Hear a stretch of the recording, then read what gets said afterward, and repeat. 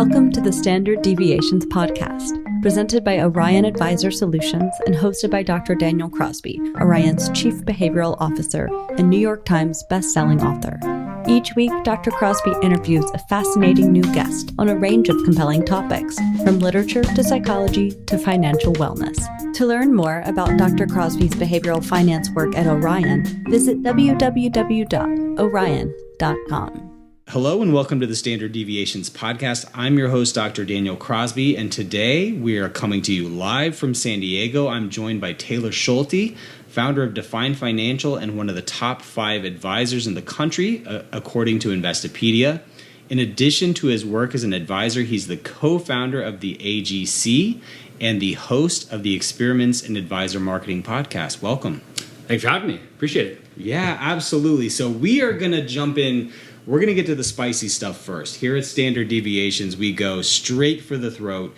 We want to start with the good stuff. You were recently publicly criticized. You, one of the best guys in the industry, you were publicly criticized by someone in a social media post.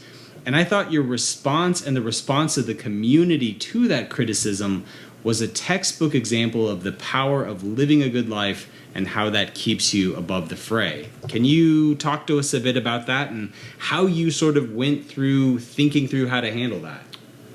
Well, I think first and foremost, I just want to say, I'm incredibly grateful for the response from, my peers, my colleagues, my friends, people who don't even really know me. The response was absolutely incredible and unexpected. So I'm just truly thankful for that.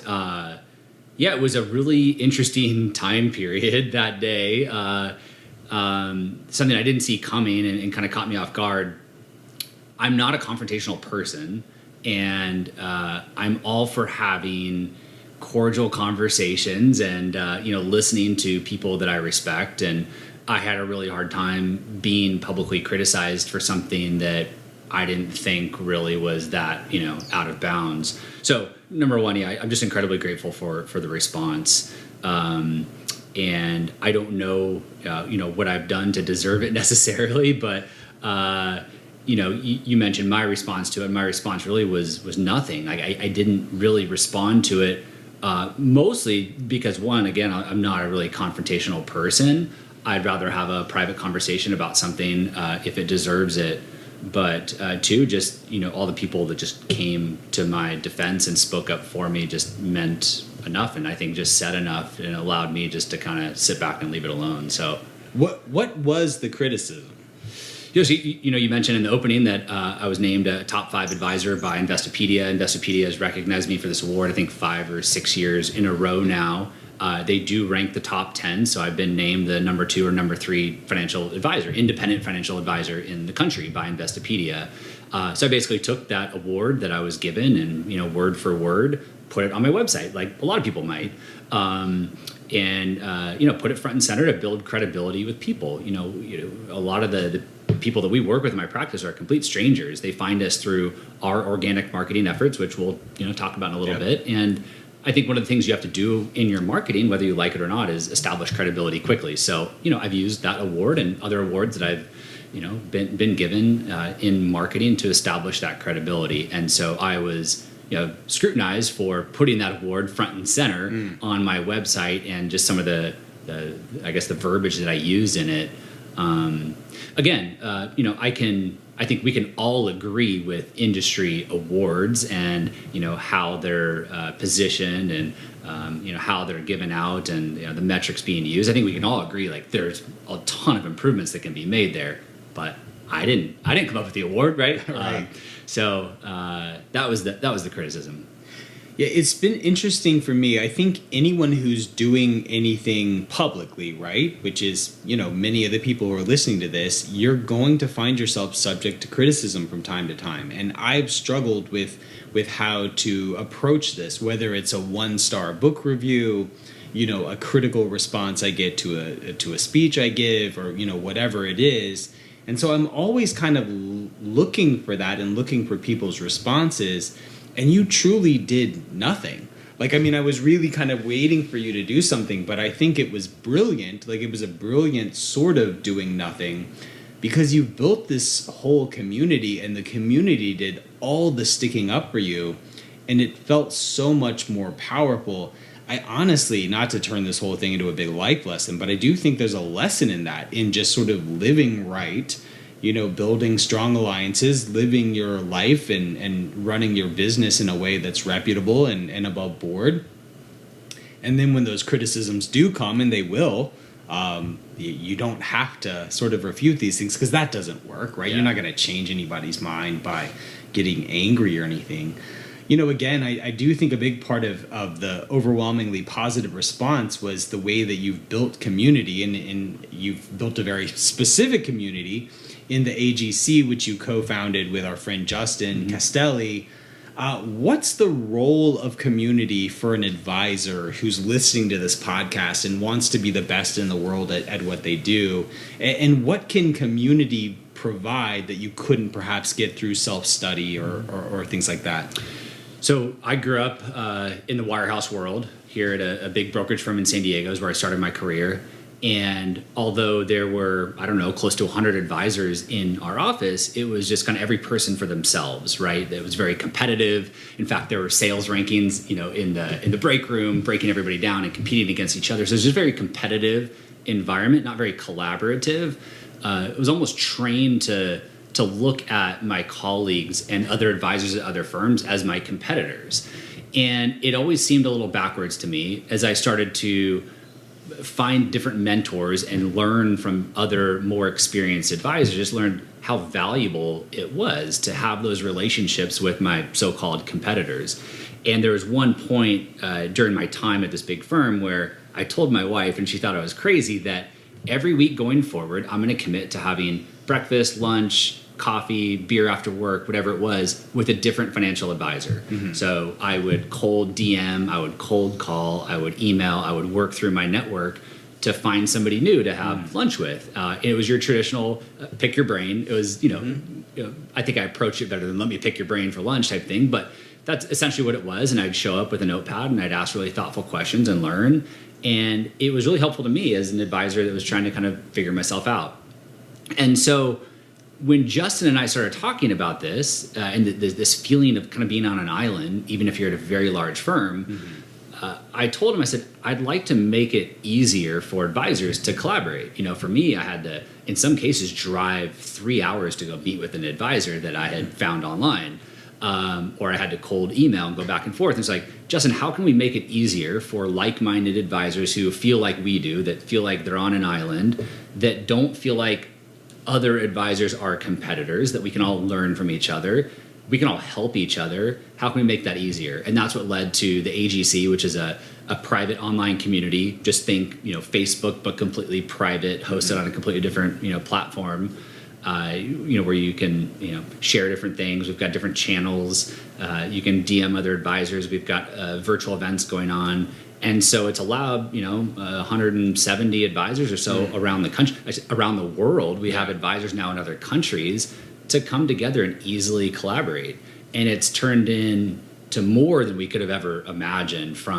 We've got 30 authors that have come together to write a book that's being published by Harriman House next year. Never would have thought that would happen. How many of our members have joined forces and started firms together or broke away from firms together? How many have hired each other in different capacities? How many of our members are referring business to, their so-called competitors? So it's just been really cool to watch it kind of organically turn into this thing that we couldn't even have imagined. Yeah, it's fantastic. I've spoken to the group before, and I think, fairly early in its nascence, I spoke to the group, and I was amazed at how cohesive it was and how much great information sharing there was. The Harriman House deal is wonderful. They're my publisher as well, and they do a great job. Amazing, I'm sure the book will be fantastic. As part of this commitment to community and as sort of a furtherance of that, you took your own organic marketing efforts, right? You were already doing these things. You were sort of experimenting with some of these things. And you shared these results with the broader community, which I think is really cool and really generous. Because, again, you could have kept this to yourself and let people fall on their face on their own. Through your podcast, in the process of experimentation, talk to us about what worked, what didn't, what surprised you, anything sort of strange or odd that worked, anything you thought would have worked that didn't? Well, my mom was very confused about this whole project when she learned about it. She's like, why are you publicly sharing all these things that are working for you with, again, your so-called competition? Like, why would you ever do that? And it does fall in line with, what Jess and I have built with the AGC, just leading with abundance, that there's nothing to really hide. And it has benefited me maybe more than I would have even thought by putting this out into the world and abundantly sharing this stuff. I didn't have any expectations by doing it. It was just something that some of my peers encouraged me to do, and I went for it. One of the biggest benefits and maybe surprises in documenting and sharing all these things, marketing things that have worked and haven't worked for me in my practice, is accountability. When you say something out loud, I'm someone, if I say something, I mean it. I'm going to do it. I'm going to follow through. It's just who I am. And so by publishing it publicly and sharing it out loud, hey, here's what I'm going to do, or here's something I'm going to experiment with, it forces me to actually do it and put 120% into it. I think a lot of advisors and people in general, will sometimes adopt different strategies or hire somebody or try a different tech platform, a marketing platform. They throw money at it, but they don't actually, they don't actually do the work, the hard work. They don't go all in to really give it a fair shot. And so by publicly going through it and sharing it, it kind of forced me to actually give it my all and document it and share results. So yeah, I've shared a lot about what's worked and what hasn't worked. And I know we're going to get to it in a little bit. I think, one of the most interesting things to me that has really just become super, super clear is this difference between, marketing tactics and marketing strategies. And, if you go back and listen to the beginning episodes of the podcast, a lot of it is focused on the tactics. Like, that's the fun stuff that everybody wants to talk about.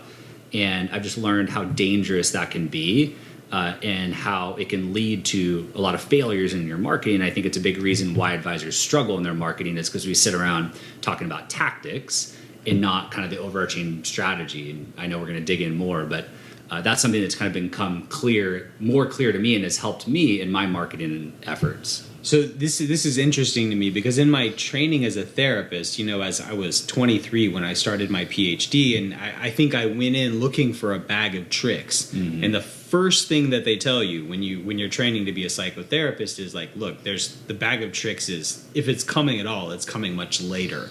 And like the first thing you need to do is get theoretically grounded. You need to figure out sort of your philosophy of care, your philosophy of treatment, your strategy, if you will.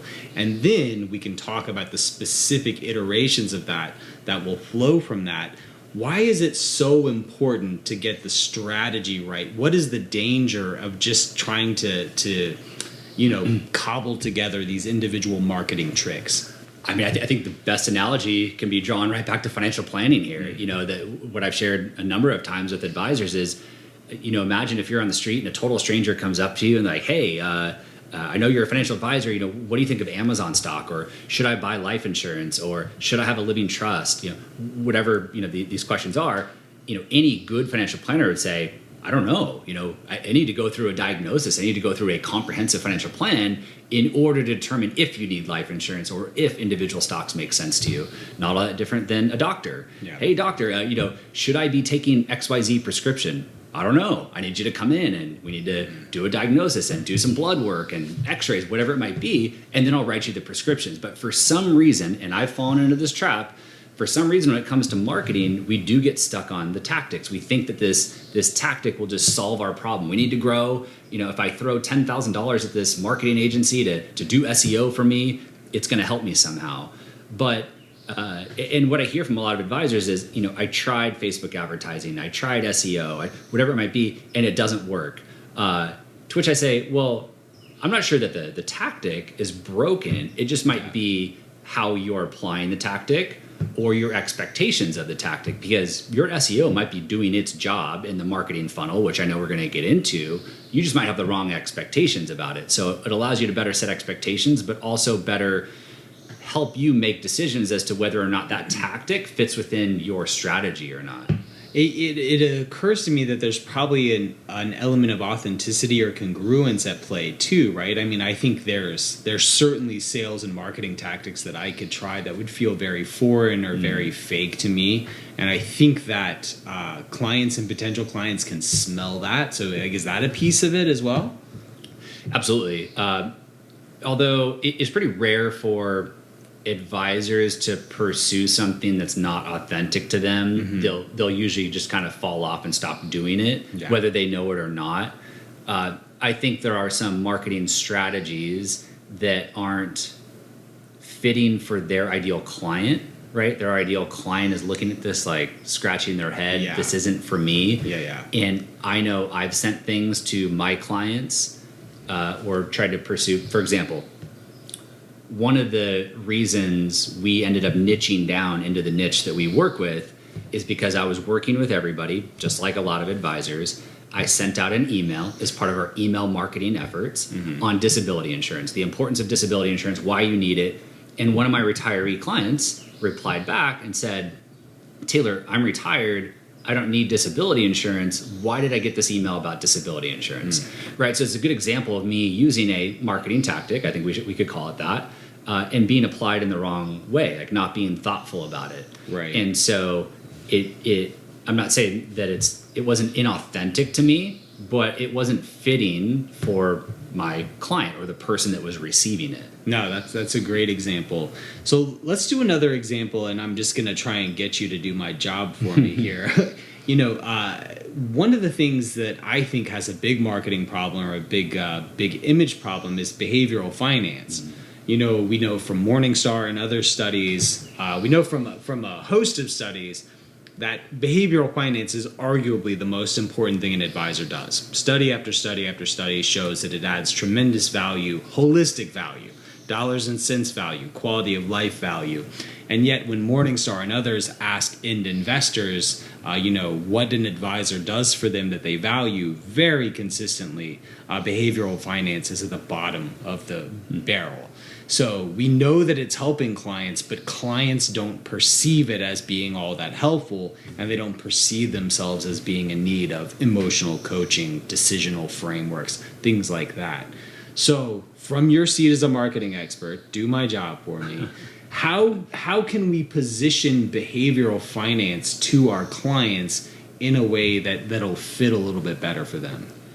Well, I'd argue that maybe you and your crew of people are doing a better job than maybe you think. I mean, I think, your work and Carl's work and stuff that Ashby Daniels is doing with Money Visuals and, Morgan Housel and his book, The Psychology of Money. Like, I think all these things are now being positioned to the general public in a way that they can comprehend it and understand it.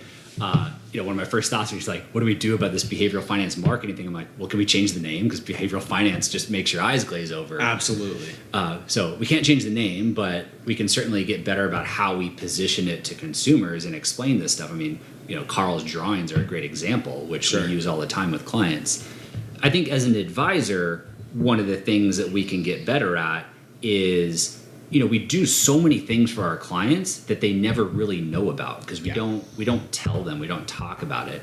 And so at my firm, we really try to do a good job of documenting all the things that we're doing for them and the results. We can't always quantify the results, we can try, but always documenting these things. I mean, really, really silly things that for us to feel like kind of your day-to-day work, but letting a client know that it's been done. And this is not an example around behavioral finance, but everything from your check was received, it has been deposited, we have now invested it and rebalanced it into your account. All these things that you would assume a client might just know that you're doing, we wanted to actually tell the client that we are doing it, that these are things that we're doing. Hey, we looked at your tax return, we reviewed your tax return in depth. There was nothing that jumped out. There are no additional opportunities, but we reviewed it and we looked at it. So I think we can get better about talking to our clients and communicating with them throughout all these things that we're doing for them, and we can relate a lot of that back to behavioral finance. Yeah, I love your first comment there. When you look at this Morningstar study in specific, the least valuable thing that investors say that advisors do for them is help them manage their emotions, because I think imputing a value there says that you're sort of emotional or irrational, and it speaks to sort of the negative side of behavioral finance. But they say the most important thing an advisor does for them is help clarify their goals and help them reach their financial goals. Well, that's behavioral finance too, right? So I do think there's an image problem or a branding problem. And just being clear, Morgan's book just crossed 2 million copies sold, right, which is ridiculous. I mean, that's incredible. And it shows the need there is for this kind of thing when someone like Morgan makes it plain spoken and well branded and easy to digest. The second piece I think is important too, because I think clients have bigger stuff going on, right? They're living their lives, they're raising their kids, they're, loving their families, working their jobs. They don't know what we're doing. We need to do a better job of highlighting where we're intervening and where we're adding value. Yeah, some of this stuff takes time. I started my firm 8 years ago, so I'll forget about my past at the Wirehouse world because it's just such a different job, it feels like. So, over the last 8 years, all the clients that we've worked with, I feel like it's taken some of them 8 years to kind of, wrap their head around this behavioral finance thing. They've had to come to me 10, 12, 15 times asking if the world's going to end and if we should sell everything and stick it under the mattress, right? They've had to bring all these articles that they've somehow found on the internet to me and for me to dispel them and for them to learn that over the long run, right, we stick to our plan. And so they've almost had to kind of go through it themselves. And just recently we went through our batch of client meetings and I had a client actually just come out and say it like, all right, like, you're right, I've learned my lesson the hard way type thing. So I think some of this stuff just takes time. People have to experience it. I always say that I feel like almost every client has to have a bad experience of some sort. They've made a bad investment. They got wrapped up with the wrong advisor.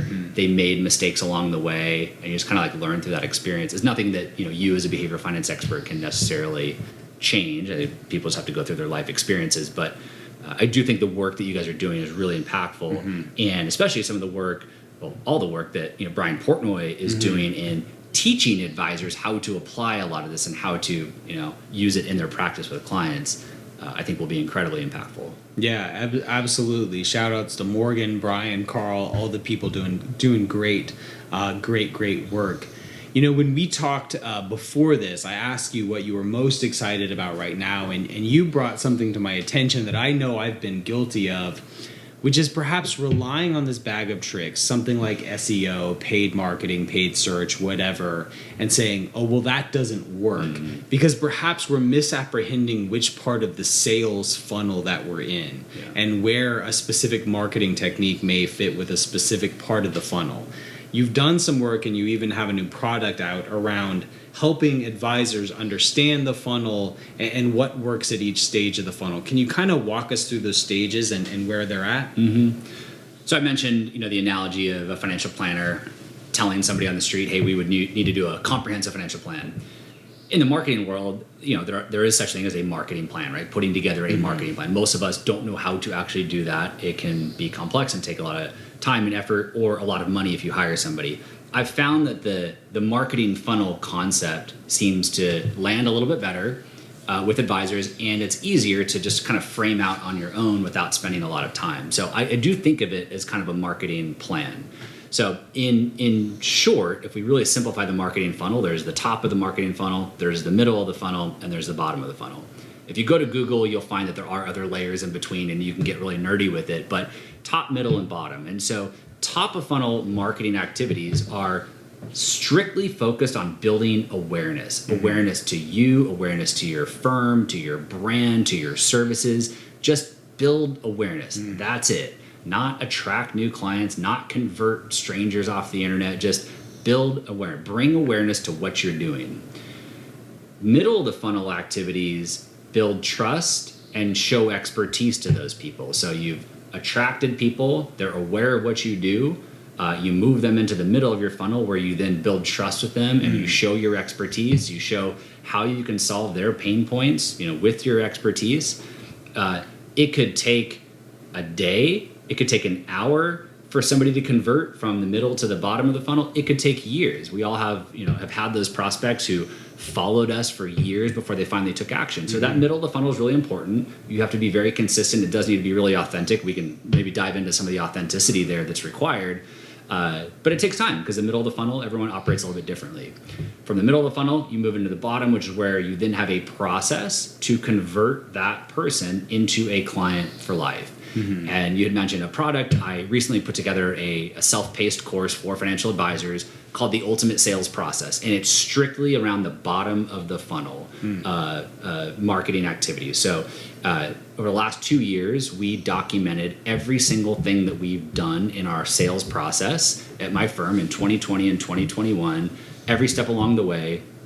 And we had a ton of success with this sales process, converting just over 60% of the people that came through our process. And I think we added about $400,000 in new recurring revenue during those 24 months. Mm-hmm. So, for those 24 months, documented, captured everything. I've turned it into just a full-blown self-paced course. Advisors can go through it on their own. There's tons of all my scripts and templates and Excel spreadsheets and literally everything. So that's strictly the bottom of the funnel, because I do think a lot of advisors kind of miss that step. They get so focused on these other things up above, they forget, like, I need to have a good sales process once somebody says, I'm interested. And for me in the past, it used to be something different every single time. Whether it's a family friend or a stranger off the internet, I would take them through a different process and I would make exceptions, and it wasn't consistent. I didn't have a good experience for these people. So I'm really proud of what we've built with our sales process. So going back to the marketing funnel, maybe talking about those different layers, top of funnel marketing activities, an example would be SEO, search engine optimization. We don't pursue SEO to convince a total stranger that they should hand over their life savings to us. That's not the purpose of search engine optimization. It is purely a top of funnel marketing activity. So when an advisor says, I tried SEO, I paid some agency, I haven't seen any results from it, SEO doesn't work, I say, well, where does SEO fit in your marketing funnel? Because it's a top of funnel marketing activity. And if we dig into your SEO efforts, it could very well have been doing its job just perfectly fine. Yeah. It might just be that either one, SEO is not fitting for your goals, or two, you don't have a good process to move people from the top to the middle of the funnel. Mm-hmm. So SEO is working great, but it's not doing anything to move them down into the funnel. Another example would be, paid Facebook advertising. Mm-hmm. I hear it all the time. I experimented with paid advertising. It could be a billboard, it could be a television commercial, whatever. It's a top of funnel marketing activity. You're not going to go from a Facebook ad to a total stranger to them handing over their life savings. Mm-hmm. Where we get caught up sometimes with this, in my experience, and I've documented some of this on the podcast, is if you talk to marketing agencies, they're used to working with professions and even people inside of our industry on a transactional basis. If you're a transactional advisor and you sell annuities or insurance and it's a quick one-time decision, the marketing funnel gets switched up a little bit. It's easier to convince a total stranger to, maybe throw $50,000 into a life insurance product and then slowly try to get the rest of their assets over the long term. It's a lot different for someone like me who's asking for their entire life savings, right? So the sales process and the funnel is a little bit different. So when you start to talk about even, very well-known agencies, they're used to working with personal injury attorneys and real estate agents and, again, transactional insurance folks. And it's just a totally different process. And middle of the funnel marketing activities is one of my favorite. These are blogging, writing, podcasting, YouTube, video, TikTok, social media, all these things where we can build trust with these people and show our expertise. We're not trying to sell them anything. We're just building trust with them. And this is where authenticity is really important. Podcasting is all the rage these days. Everybody wants to start a podcast, but maybe podcasting is not authentic to you. So we don't want to force this. And I'm in the camp that it doesn't matter what you do. I joke that, you could handwrite on a piece of paper and snail mail it, out to your target client, your ideal client, and you would have success with it if you enjoy it, if it's authentic to you, if your perfect client kind of consumes information that way. Public speaking, webinars, seminars, all these things are forms of middle of the funnel marketing activities. You just need to choose one. You don't need to do them all. And I think that's another mistake advisors make is they start a podcast, they start a YouTube channel, they go on all the social media outlets and are like, nothing's working. So it is really important that it's authentic to you, that you're consistent with it, and your ideal client lives and consumes information, on that platform. For me, Twitter, my ideal client doesn't live on Twitter. My ideal client doesn't live on LinkedIn. So why would I use those platforms to build trust with people? What's been working for you in terms of trust building then, if not LinkedIn and Twitter? Yeah. So the primary source of our new clients is the podcast. So I've got a retirement podcast called Stay Wealthy. It's one of the top retirement podcasts out there. It's taken me years of falling on my face to get this thing to actually produce real business. But it's been a fantastic way to build trust with people. They hear my voice, they know my kids' names, they know everything about me because I'm talking week after week and after week to them. And it's a great way for me to show my expertise. I hate video. Video terrifies me. I will tackle it at some point and kind of try to get over my fear and master it, but it's just not authentic to me. I just feel really comfortable behind a microphone, and that's what's worked for me. But I say you only need to choose one, because I can take a podcast episode, I can get a transcript of the audio, I can send that transcript to my creative writer, who then turns it into a beautiful Kiplinger article that gets published in front of hundreds of thousands of people that don't listen to my podcast. Right. And you can do the same thing with any of these different things. If you're a public speaker, great, have it recorded, have it edited and turn into a YouTube video or TikTok clips, or transcribed and turned into an article. So you choose one and you're off to the races. I understand. So I'm thinking, of course, about the psychology behind this. That top of the funnel is what we call mere exposure effect, right? So this is the psychological term that people actually trust something more when they've heard of it more. That's how we get Clintons versus Trumps in political circles, right? Because these names, like them or hate them, we know them. And there's something about having heard of something that we trust. So there's an element of just getting your name out there, getting people in the funnel to give them that mere exposure. You've done a great job of breaking down how to build trust, choosing the platform that works for you. It's funny, I see so much LinkedIn hate. I get so much utility out of LinkedIn. I love it. I get so much use out of it. I get so much mileage out of it. It just doesn't work for some people, right? Podcasting has worked for me, doesn't for others. What about moving people from that trust to that, to that paying customer? Because I have seen repeatedly online people who have spent a lifetime building goodwill, building a following, and then they try and monetize that in even a minuscule way. And in some cases, people have turned on them rather dramatically, which is disappointing. But I think it almost breaks trust in some cases when people move from this, hey, I'm adding value, I'm creating content, to trying to monetize that. How do you manage that fragile balance? I think this goes to, as you think about your middle of the funnel marketing activity, making sure that you're building the right audience, right? Because you could end up with a giant audience of people that you did not intend to be talking to.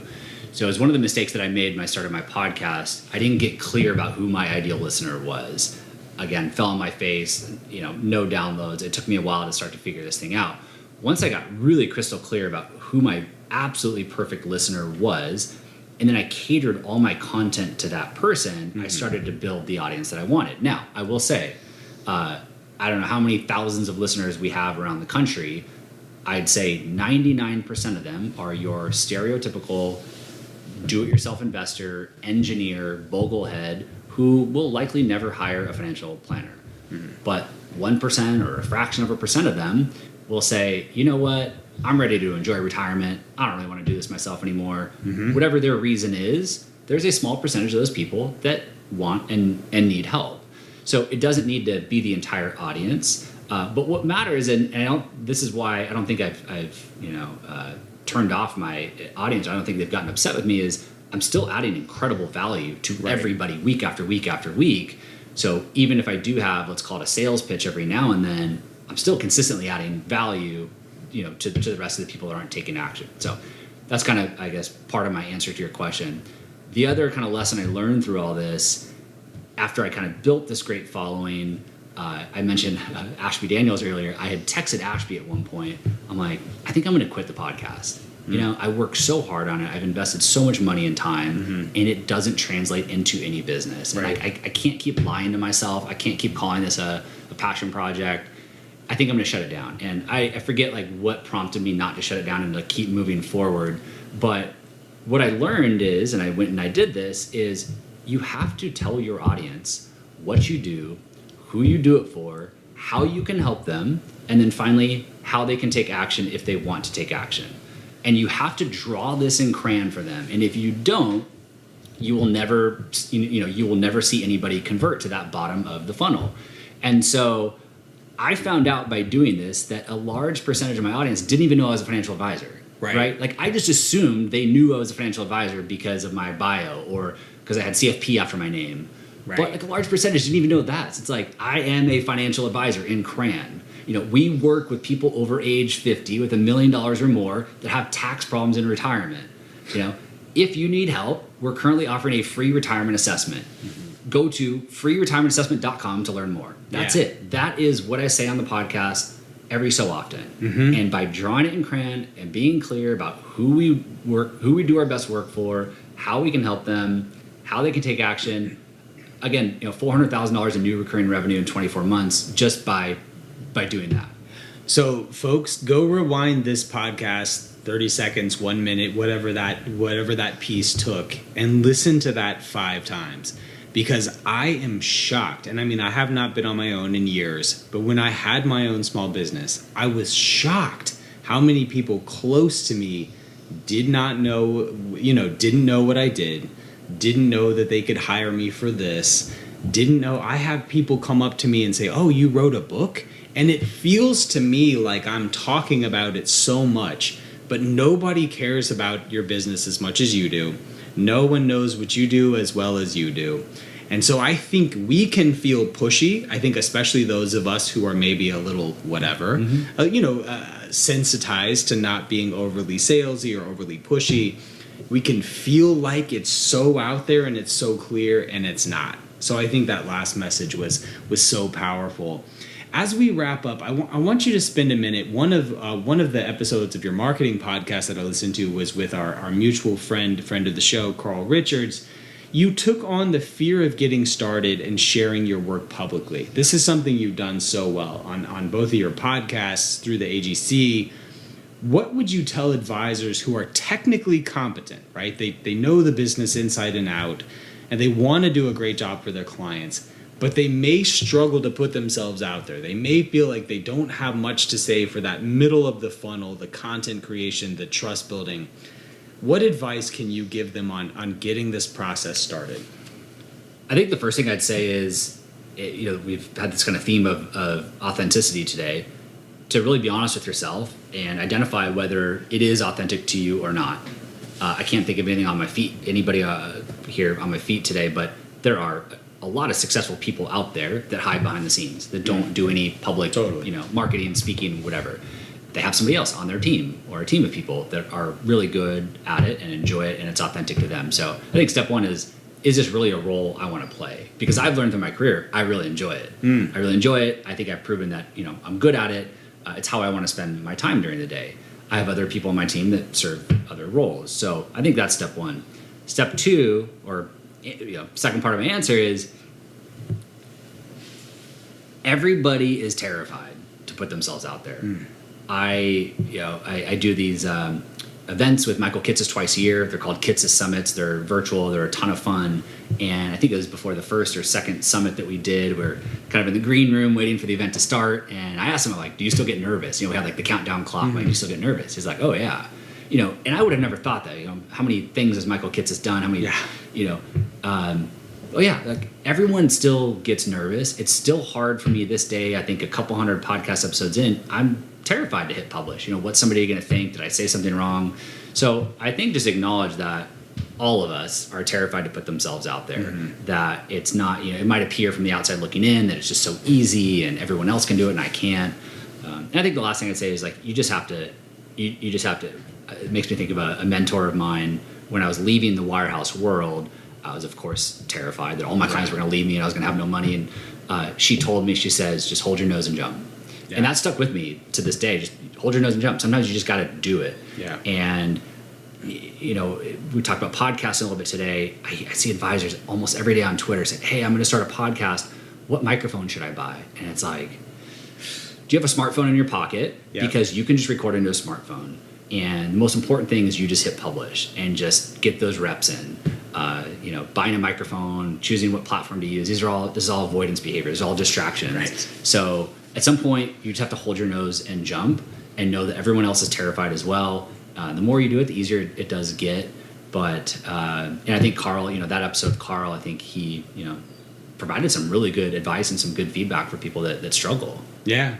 So go check out the episode. He always does a great job of putting himself out there and helping people be brave in the same way that he is.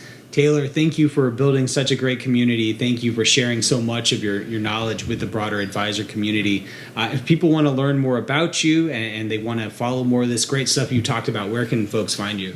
I think the easiest is just go to taylorschulte.com. Everything is there. The Experiments in Advisor Marketing podcast, search your favorite podcast app and you'll find it. But yeah, Daniel, I really appreciate you having me. It took you flying all the way to San Diego to make it happen, but I really appreciate it. Yeah, man. Glad we can make it happen. Thanks for tuning in to Standard Deviations. If you can't wait till next week for more behavioral finance insights, visit www.orion.com. All opinions expressed by Dr. Daniel Crosby and podcast guests are solely their own opinions and do not reflect the opinion of or endorsement by Orion and its affiliates, subsidiaries, and employees. This podcast is for informational purposes only and should not be relied upon as a basis for legal, tax, and investment decisions. The opinions are based upon information the participants consider reliable.